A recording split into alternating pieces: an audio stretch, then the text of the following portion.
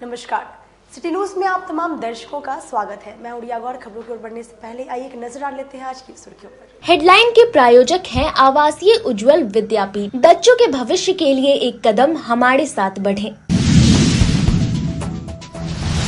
तिरहुत स्नातक उपचुनाव में कल 197 बूथों पर 18 उम्मीदवारों को मत देंगे 1.5 लाख मतदाता, मतदान कर्मी रवाना। औराई थाना क्षेत्र में महिसवाड़ा बांध पर संदिग्ध स्थिति में मिला युवक का शव, अब तक नहीं हुई है पहचान। और सिकंदरपुर होमगार्ड ग्राउंड में 29 गृह रक्षकों का प्रशिक्षण पूरा होने पर पारण परेड का किया गया आयोजन। तो ये थी आज की सुर्खियां, अब खबरें विस्तार से। तिरहुत स्नातक उपचुनाव के होने वाले मतदान को लेकर पोलिंग पार्टी मतदान केंद्रों के लिए रवाना हो गई।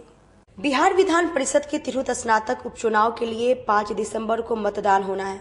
बुधवार को मतदान सामग्री लेकर मतदान कर्मी बूथों पर रवाना हो गए। 4 जिले वैशाली, मुजफ्फरपुर, शिवहर और सीतामढ़ी में कुल 197 मतदान केंद्र बनाए गए हैं, जिसमें कुल 1,54,828 वोटर हैं। इसमें कुल पुरुष 1,07,401 और महिला 47,419, तृतीय लिंग 8 है। चुनाव में कुल 18 उम्मीदवार मैदान में हैं। 9 दिसंबर को मतगणना होनी है। MIT में ब्रजगृह और काउंटिंग हॉल बनाया जा रहा है। चुनावी मैदान में 18 उम्मीदवार हैं, जिसमें से एक उम्मीदवार राजेश रोशन की मृत्यु हो चुकी है। इसके अलावा जदयू के अभिषेक झा, राजद के गोपी किशन, जनसुराज विनायक गौतम समेत निर्दलीय प्रत्याशी के रूप में अरविंद कुमार विभात, अरुण कुमार जैन, ऋषि कुमार अग्रवाल, एहतियाशुमुल हसन रहमानी, प्रणय कुमार, भूषण महतो, मनोज कुमार वत्स, राकेश रोशन, रिंकू कुमारी, वंशीधर ब्रजवासी, संजना भारती, संजय कुमार, संजीव भूषण और संजीव कुमार हैं। मतदान गुरुवार को होना है, जो सुबह 8 बजे से शाम 4 बजे तक होगा। वहीं मतगणना MIT कैंपस के मतगणना हॉल में होगी। मतदान के लिए मत पेटी चुनाव सामग्री लेकर मतदान केंद्र के लिए मतदान कर्मी रवाना हो गए। पूरे जिले में जितनी बूथ्स हैं उनका हम लोग आज डिस्पैच कर रहे हैं। जैसा आप लोग देख रहे हैं कि कर्मी और सारे पुलिस पदाधिकारी कर्मी सब लोगों ने ज्वाइनिंग दे दी है और ये लोग सब लोग सारी सामग्री लेकर के प्रस्थान करेंगे। कल चुनाव होना है, 4 बजे तक वोटिंग टाइम है और 4 बजे से पहले जो भी मतदाता बूथ पर आ जाते हैं तो सभी की वोटिंग कराई जाएगी। उसके बाद जो सीलिंग होगी बक्से की और मतदान से संबंधित जो सामग्री विभिन्न स्टैट्यूटरी नॉन स्टैट्यूटरी पैकेट्स होते हैं वो सारा सीलिंग करके और सारी सामग्री बैलेट बॉक्स को यहीं जमा किया जाएगा। उसमें चारों जिले का होगा, वैशाली, मुजफ्फरपुर, शिवहर और जो हम लोग का सीतामढ़ी है, चारों जिलों का बैलेट बॉक्स यहीं जमा होगा और जमा करने के बाद फिर स्ट्रांग रूम को देर रात्रि हम लोग सील करेंगे। 9 तारीख को काउंटिंग होगी और काउंटिंग संपन्न कराने के बाद विधिवत, चूँकि इसमें काउंटिंग थोड़ी लंबी होती है तो विधिवत जो है निर्वाचन परिणाम की घोषणा ECI से परमिशन लेकर के होती है। तो वो सारी प्रक्रिया समयबद्ध तरीके से हम लोग कंप्लीट कराएंगे। काउंटिंग कितने बजे तक होगी सर? 9 तारीख को शुरू होगा। चूँकि इसमें लेट होता है तो हो सकता है कि 24 घंटे से ज़्यादा भी समय लग जाए। वोटर्स भी ज़्यादा है, 1 लाख से ज़्यादा, तो इसकी काउंटिंग थोड़ी लंबी चलती है। जब काउंटिंग होगा उसके बाद पता चल पाएगा कि रिजल्ट 9 को देर रात्रि तक या 10 को फिर हम लोग दिन में जो है डिक्लेयर कर पाएंगे। तो वो काउंटिंग जब शुरू होता है उसके कुछ समय बाद ये पता चल पाता है। सर कितने लोगों को लगाया गया चुनाव? हम लोगों ने सेक्टर ऑफिसर पर्याप्त संख्या में लगाया है, जोनल मजिस्ट्रेट्स की तैनाती की है, हर एक ब्लॉक में पर्याप्त संख्या में पुलिस बल दिया गया है। 1-4 जो है वो हम लोगों ने हर एक बूथ पर लगाया है। तो कहीं कोई समस्या नहीं है, बिल्कुल शांतिपूर्ण तरीके से हम लोग मतदान को संपन्न कराएंगे। हम लोगों ने इसकी बड़ी डिटेल तैयारी की है। आज पुलिस पार्टी और जो पोलिंग पार्टी है दोनों आज ब्रीफिंग भी कराई गई है उनकी और उनको हम लोग यहाँ से रवानगी कर रहे हैं। हर मतदान केंद्र पे हम लोगों ने पर्याप्त मात्रा में सशस्त्र पुलिस बल की तैनाती की है। इसके अलावा जोनल मजिस्ट्रेट से उनके साथ भी पर्याप्त मात्रा में पुलिस बल दिया गया है। इस सब के अतिरिक्त हम लोगों ने हर 10 बूथ के लिए QRT भी बनाई है, जो बाइक पे रहेगी, जो लगातार मूव करती रहेगी। इलेक्शन के पहले जो निरोधात्मक कार्रवाई करनी होती है वो भी पुलिस के द्वारा बहुत पर्याप्त स्तर से की गई है। इसके अतिरिक्त जो हम लोगों का वजगृह है उसकी सुरक्षा के लिए भी जो पर्याप्त मात्रा में जो निर्धारित मानदंड है उसके अनुसार फोर्स दी गई है। तो हम लोगों की पर्याप्त तैयारी है और हम लोगों को पूरी उम्मीद है कि कल जो मतदान होना है वो शांतिपूर्ण तरीके से संपन्न। स्नातक चुनाव का आज यहाँ से डिस्पैच है। इनफैक्ट इसमें जो विधानसभा क्षेत्र है वो उसमें 4 डिस्ट्रिक्ट्स आते हैं। मुजफ्फरपुर है, वैशाली है और उधर सीतामढ़ी और शिवहर है। तो मुजफ्फरपुर का डिस्पैच सिर्फ यहाँ से है।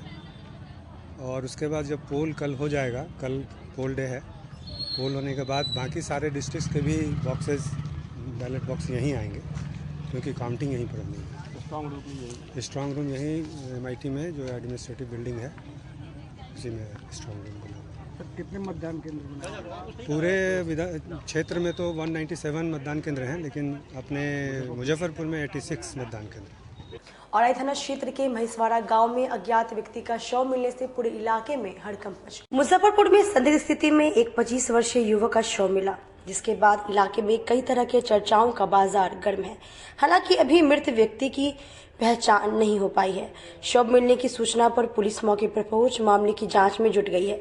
पूरा मामला मुजफ्फरपुर जिले के औराई प्रखंड के महेशवाड़ा गांव में स्थित बागमती नदी के बांध किनारे का है, जहां आज सुबह लोगों की नजर एक 25 वर्षीय युवक के शव पर पड़ी, जिसके बाद देखते ही देखते घटनास्थल पर लोगों की भीड़ जुट गई, जिसके बाद मामले की सूचना लोगों ने औराई थाना पुलिस को दी।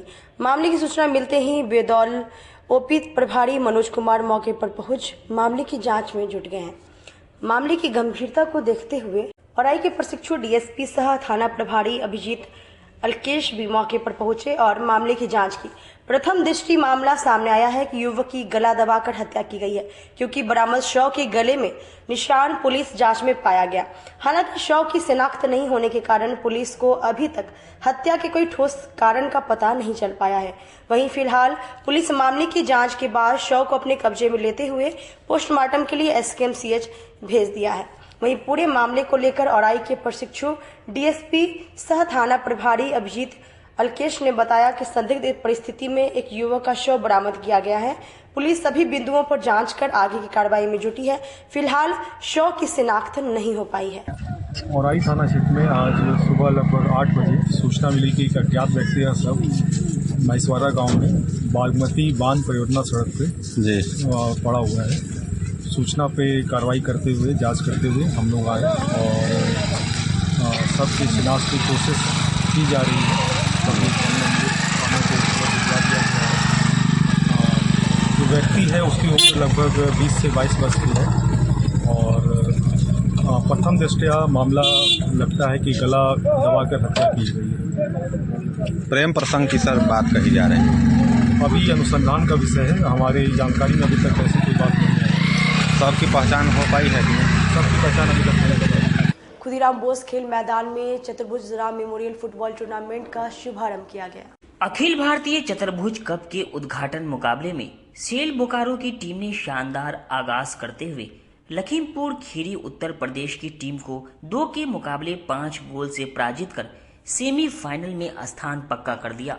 मध्यांतर तक दोनों टीम गोल रहित बराबरी पर थी। आयोजन समिति के द्वारा विजेता टीम के लिए शानदार खेल का प्रदर्शन करने वाले मनीष मुर्मू को बेस्ट 22 का पुरस्कार दिया गया। इससे पूर्व नगर विधायक विजेंद्र चौधरी ने चतुर्भुज कप फुटबॉल प्रतियोगिता का विधिवत उद्घाटन किया।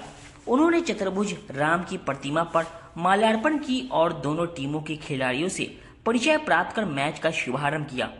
मौके पर आयोजन समिति के अध्यक्ष नंदकिशोर आर्य, सचिव राणा कर्मकार, मुजफ्फरपुर जिला फुटबॉल संघ के अध्यक्ष अश्वनी खत्री, कार्यकारी सचिव सुनील कुमार सिंह, मोहम्मद सलाउद्दीन, राजकुमार राजा, राम बाबू चौधरी, विवेक चौधरी, सुधीर कुमार आदि वरिष्ठ खिलाड़ी उपस्थित थे।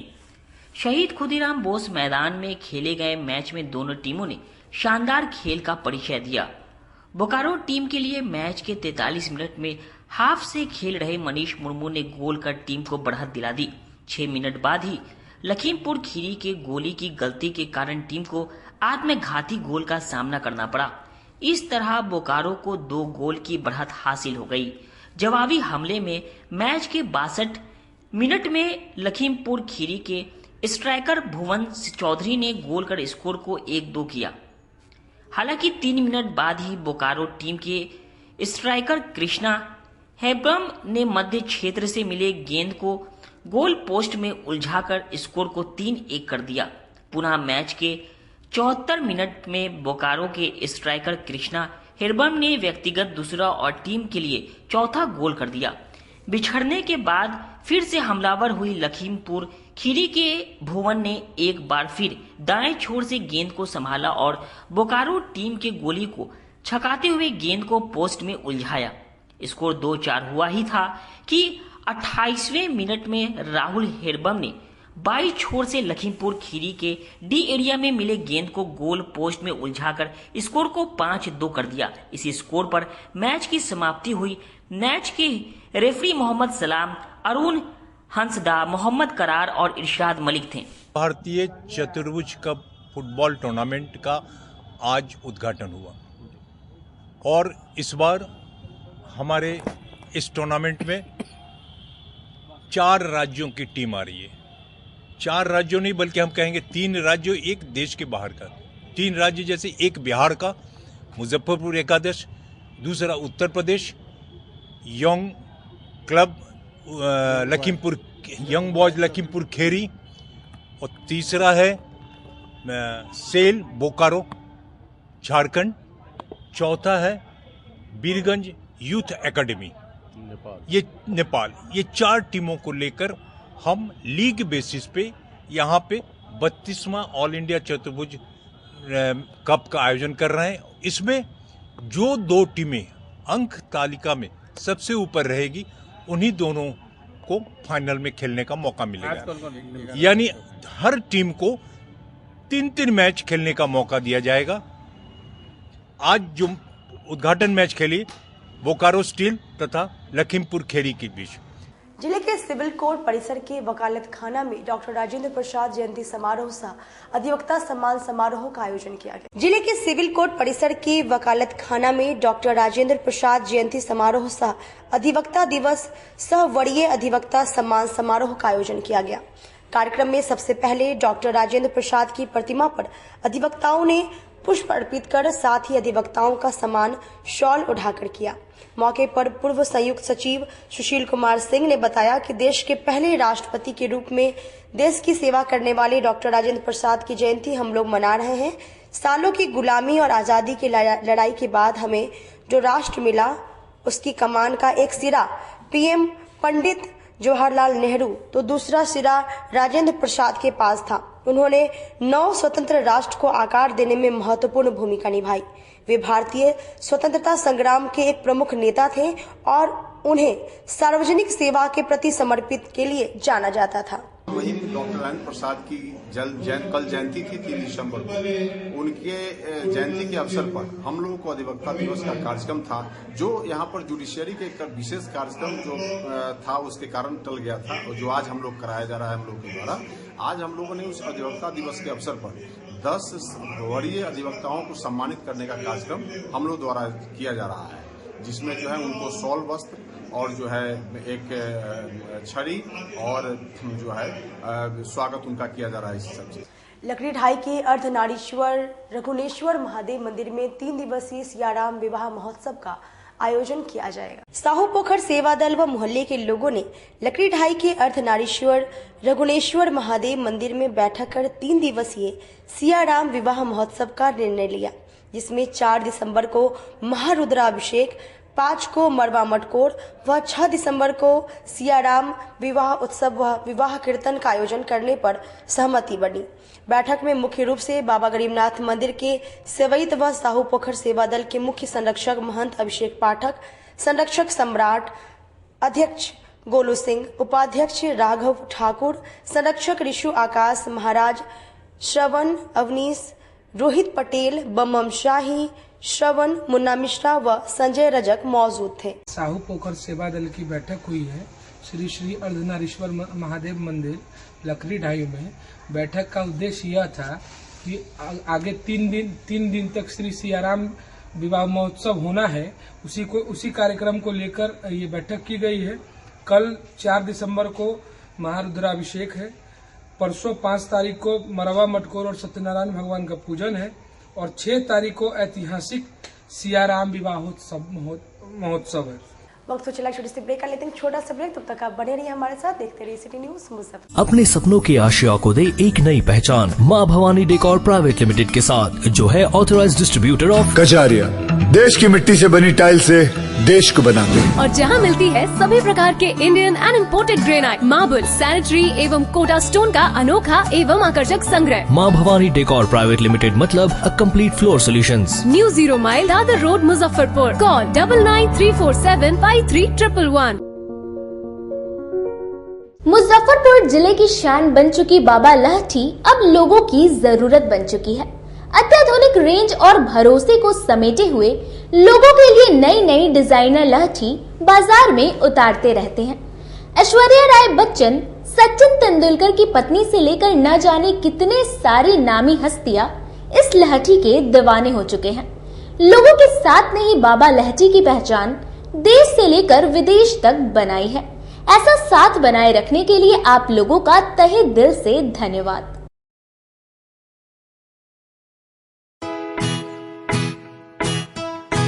लगातार 10 वर्षों से विभिन्न परीक्षाओं में सर्वश्रेष्ठ परिणाम। हम हैं आवासीय उज्ज्वल विद्यापीठ मुजफ्फरपुर। इस स्कूल में सर्वश्रेष्ठ कोचिंग पैटर्न से बच्चों को पढ़ाया जाता है। प्ले से 10वीं तक की पढ़ाई स्वच्छ वातावरण में कराई जाती है। यहाँ आधुनिक छात्रावास की व्यवस्था है। उज्ज्वल विद्यापीठ का मुख्य उद्देश्य रामकृष्ण मिशन, नवोदय नेतरहाट, सैनिक स्कूल, सिमुलतल्ला गुरुकुल, सिंधिया कन्या विद्यालय जैसे अनेक भारतवर्ष के प्रतिष्ठित विद्यालयों में कुशल प्रशिक्षित अनुभवी एवं शहर के सर्वश्रेष्ठ शिक्षकों द्वारा तैयारी कराई जाती है। 1.5 एकड़ में फैला इस स्कूल का वातावरण काफी शांत है। Free computer classes, science lab और स्मार्ट क्लासेस है। साथ ही इंडोर और आउटडोर गेम की भी व्यवस्था है। तो अपने बच्चों के लक्ष्य के सपनों को पूरा कराना चाहते हैं तो आज ही आवासीय उज्ज्वल विद्यापीठ में अपने बच्चों का नामांकन करवाएं। हमारा पता है पोखरिया पीठ अतरदा मुजफ्फरपुर और हमारा कॉन्टेक्ट नंबर है 9708 351851 और हमारा दूसरा नंबर है 8797122397 या फिर आप हमें कांटेक्ट कर सकते हैं 8409996658 पर। आजकल की बिजी जिंदगी में स्टाइल तो है पर कंफर्ट का क्या?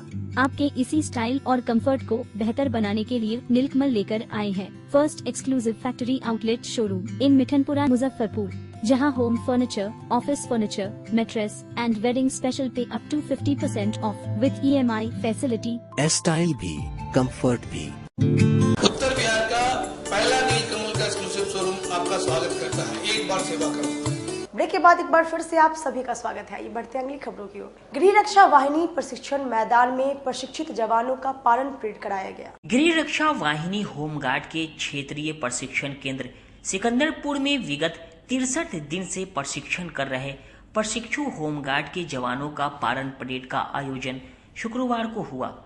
पारण परेड में मुंगेर, औरंगाबाद, नालंदा, बेगूसराय जिला के 29 होमगार्ड के जवानों ने अष्टम जत्था बुनियादी प्रशिक्षण पारण परेड में भाग लिया। होमगार्ड के जवानों के द्वारा काफी कम समय में ही परेड की तैयारी कर शानदार प्रदर्शन किया गया था। सर्वप्रथम खुले जीप में मुख्य अतिथि कमांडेंट त्रिलोकी नाथ झा ने पंक्तिबंद जवानों का निरीक्षण किया। इसके पश्चात जवानों के द्वारा मंच के सामने से मार्च पास्ट परेड निकाला गया, जिसकी सलामी समारोह के मुख्य अतिथि कमांडेंट त्रिलोकी नाथ झा के द्वारा ली गई। इसके बाद उनके द्वारा जवानों का संबोधन किया गया। कमांडेंट त्रिलोकी नाथ झा होमगार्ड के जवानों की हौसला अफजाई करते हुए उनके परेड को काफी उत्तम दर्जे का बताते हुए होमगार्ड बटालियन का गठन, कर्तव्य, उद्देश्य एवं विधि व्यवस्था में होमगार्ड की भूमिका के बारे में विस्तार से बताया। तो मुजफ्फरपुर प्रशिक्षण केंद्र में हमारे जो प्रशिक्षु थे गृह रक्षक जो पिछले 4 महीना से ट्रेनिंग कर रहे थे, उनका पारण परेड था। चूंकि इनकी संख्या बल बहुत कम थी इस बार, पहले की तरह नहीं। पहले हमारे 200 के आसपास होते थे, इस बार मात्र 29 थे। लेकिन जो कि प्रशिक्षण होता और पारण परेड है, तो इन धर्मों को पालन करते हुए हम लोगों ने उनका पारण परेड का जो विधिवत बिहार सरकार और हमारा जो मैनुअल है उस हिसाब से, जो नियम है उस हिसाब से हम लोगों ने पारण परेड करवाया है। इसमें जो है सो आप देखे होंगे कि हमारे प्रशिक्षक पिछले 4 महीना से जो अनुशासन के साथ जो ट्रेनिंग की है उसका प्रदर्शन किया, आप लोग उसके साक्षी हैं।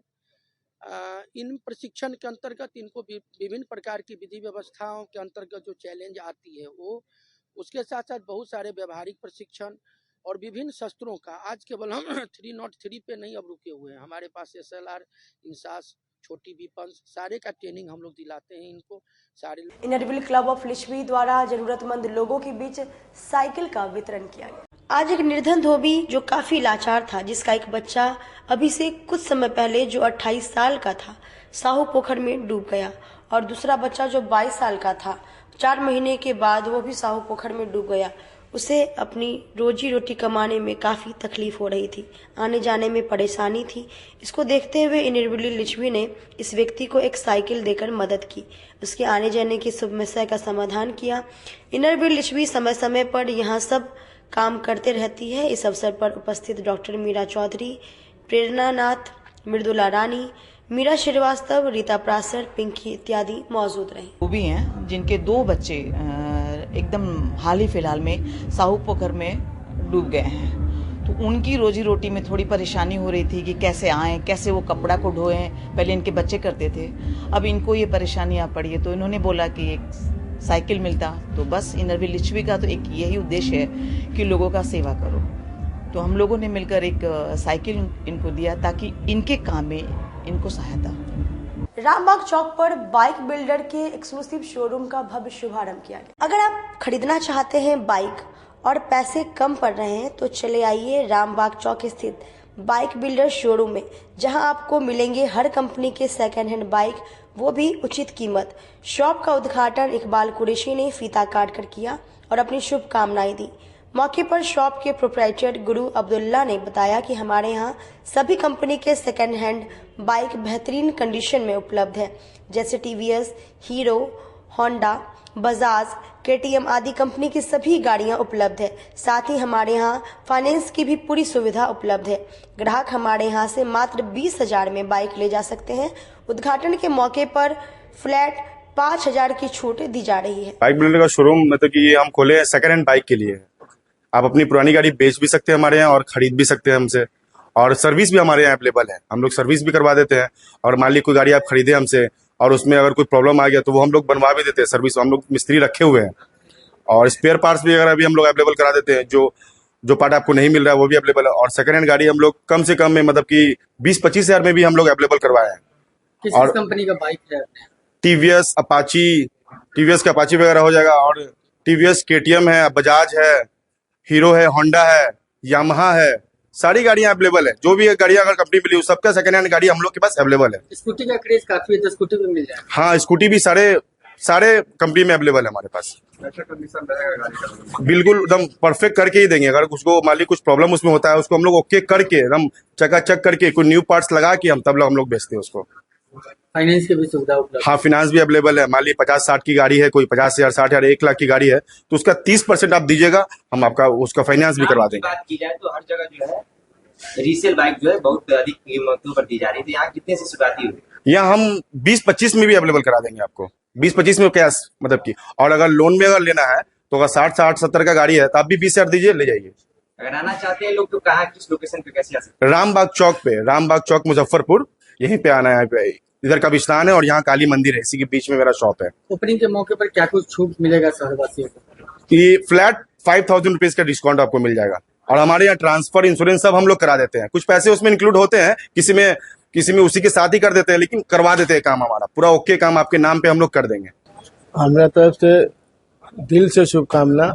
और ये जो दुकान है इसमें जो लोग मतलब सक्षम नहीं है नया बाइक खरीदने के लिए, तो उनको उचित दाम पर यहाँ पर जो है सेकेंड हैंड जो बाइक है अच्छा मेंटेन में उचित दाम में अपना जो है यहाँ दुकानदार जो देंगे। ये भी बात के या शहर के लोगों को मैं सूचना देना चाहता हूँ कि जिनको ख्वाहिश है कि भाई पुराना बाइक अच्छे कंडीशन में मिल जाए वो यहाँ के ले सकते हैं, और जो मतलब कि रियायती दर है वो ले ले। हम लोगों का शुभकामना है कि इस एजेंसी के जो ऑनर है उनको इसका जो है मतलब कि दिनों दिन तरक्की करे और लोगों को अच्छी बाइक सस्ते दाम में दे कि लोग भी अपना बाइक का सुविधा ले सके। अंतर्राष्ट्रीय मानव तस्कर गिरोह का शिकार हुआ युवक पहुंचा मानवाधिकार आयोग। अंतर्राष्ट्रीय स्तर पर मानव तस्करी से जुड़ा एक गंभीर मामला सामने आया है, जिसके तार मुजफ्फरपुर जिले से जुड़े हुए हैं। पीड़ित युवक मोहम्मद इमरान पूर्वी चंपारण जिले के कुंडवा चैनपुर थाना अंतर्गत भवानीपुर गांव का रहने वाला है। पीड़ित युवक ने मानवाधिकार अधिवक्ता एसके झा के माध्यम से बिहार मानवाधिकार आयोग एवं राष्ट्रीय मानवाधिकार आयोग में याचिका दर्ज कराई है। पीड़ित ने बताया कि मुजफ्फरपुर जिले के मोहम्मद कैफी नसीम नामक व्यक्ति ने उसे विदेश में अच्छे पद पर नौकरी और ऊंची सैलरी का झांसा देकर मालदीव भेज दिया और वहां उसे मानव तस्करों के हाथों 25 लाख रुपए में बेच दिया। युवक किसी तरह अपनी जान बचाकर वापस घर आ पाया। युवक ने बताया कि उस व्यक्ति ने नौकरी के नाम पर उसके परिवार से 2 लाख रुपए भी ठग लिए थे, जो उसने वापस भी नहीं किए। पीड़ित की ओर से मानवाधिकार आयोग में मामले की पैरवी कर रहे मानवाधिकार अधिवक्ता एसके झा ने बताया कि पूरे उत्तर बिहार में मानव तस्करों का गिरोह काफी सक्रिय है, जो अंतर्राष्ट्रीय स्तर पर मानव तस्करी जैसे घृणित कार्य को बढ़ावा दे रहे हैं। जिला प्रशासन सहित सरकार को अविलंब ऐसे मामले में कड़ी कार्रवाई करनी चाहिए, जिससे मानव तस्करी की घटना को रोका जा सके। मालदीव बेंगलोर, दिल्ली से बेंगलोर, बेंगलोर से माले गए थे। माले से गए थे भिली के लिए आइलैंड ले गया था। बोला था कि हाँ काम लगाएंगे, 1 लाख का महीना देंगे। 2 लाख रुपया लिया एजेंट जो नसीम है, कॉफी नसीम, 2 लाख रुपया लिया। बोला ये लोग एजेंट है, मुजफ्फरपुर के रहने वाले हैं। वहाँ जाने के बाद वहाँ छोटा मोटा एक एजेंट है, उसका नाम परवेज है। इसका संपर्क है नसीम का संपर्क परवेज नाम है। वो ले गया, वो साफ सफाई में लगा दिया काम। 20 घंटा काम करवाता था। बोलता था कि हाँ काम भी करवाया और बोला कि महीना 2 महीना काम करवाया, पैसा भी एक भी नहीं दिया। बहुत बुरा तरीका से मैं फंस गया था। नहीं आने के लिए वो बेच दिया था, 25 लाख रुपया में बॉस के थ्रू भेज दिया था। मैं किसी तरह मैं कह के पैसा वैसा जुगाड़ करके घर वाले से ऐसे कह के मैं निकल के आया हूँ इंडिया। मामला यह काफ़ी संवेदनशील है। यह पूरा मामला यह है कि यह पूर्वी चंपारण जिले के कुंडवा चैनपुर थाना अंतर्गत भवानीपुर गांव के ये लोग रहने वाले हैं। ये लोग अंतर्राष्ट्रीय मानव तस्कर गिरोह का ये लोग शिकार हो गए थे और ये जो लड़का है इनका नाम है मोहम्मद इमरान।